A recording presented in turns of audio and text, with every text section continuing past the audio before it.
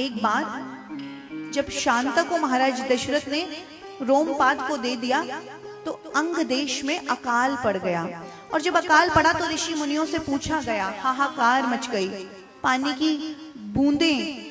बूंदों के लिए लोग तरसने लगे, पानी नहीं था, अकाल पड़ गया। तो किसी ने कहा कि यदि तुम्हारी पुत्री शांता का विवाह श्रृंगी ऋषि से हो जाए तो अकाल समाप्त हो जाएगा। विचार किया गया कि श्रृंगी ऋषि तो बाल ब्रह्मचारी हैं, इनको इनके पिता विभांडक ने जंगल में रखा है एक कुटिया में, उन्होंने कभी स्त्री का दर्शन भी नहीं किया, इस प्रकार से पालन किया है, बाल ब्रह्मचारी बनाना चाहते थे। सोचा गया कि अब क्या किया जाए, तो सुंदर गणिकाओं को सजाया गया और उनको भेजा गया कि जाओ। जैसे ही विभांडक ऋषि कंदमूल फल लेने श्रृंगी ऋषि को छोड़कर गए, वो गणिकाएं बड़े बड़े उपहार मिष्ठान लेकर प्रवेश कर जाती हैं। और जब श्रृंगी ऋषि ने देखा है तो कुमार कह के स्वागत किया है, आओ कुमारो। इतने अपरिचित है वो स्त्री से कि सुंदर स्त्री को भी कुमारी समझ रहे, कह रहे आप किस गुरु के शिष्य हैं।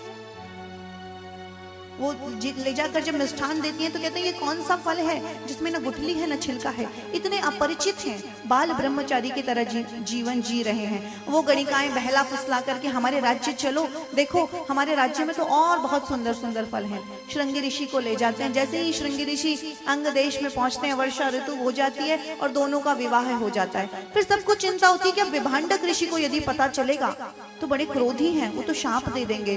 विभांडक ऋषि जब अपने पुत्र को नहीं पाते तो ढूंढते ढूंढते लोगों से सूचना मिलती है कि गणिकाएं इधर अंगदेश की तरफ लेकर गई हैं। जैसे ही अंगदेश विभांडक ऋषि पहुंचते हैं तो सब डर जाते हैं, लेकिन जैसे ही सुंदर वर और वधू का जोड़ा सामने आता है तो विभांडक ऋषि का क्रोध शांत हो जाता है और दोनों को आशीर्वाद दे देते हैं। इस प्रकार शांता और श्रृंगी ऋषि का विवाह हुआ है।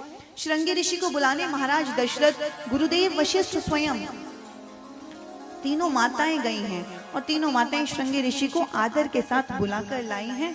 उनका पूजन किया है अयोध्यापुरी में। और अयोध्यापुरी में आते ही यज्ञ प्रारंभ नहीं हुआ है। महर्षि वाल्मीकि लिख रहे हैं, ततः काले बहुतिथे कश्मिचित सुमनोहरे बसंते समनु प्राप्ते राज्ञो रुष्टो मनोभवत्। ततः काले बहुतिथे कश्मिचित सुमनोहरे, एक सुंदर मुहूर्त की प्रतीक्षा की है। श्रृंगी ऋषि अयोध्या में ठहरे और जब बसंत आया और सुंदर मुहूर्त आया तभी इस यज्ञ को प्रारंभ किया गया है।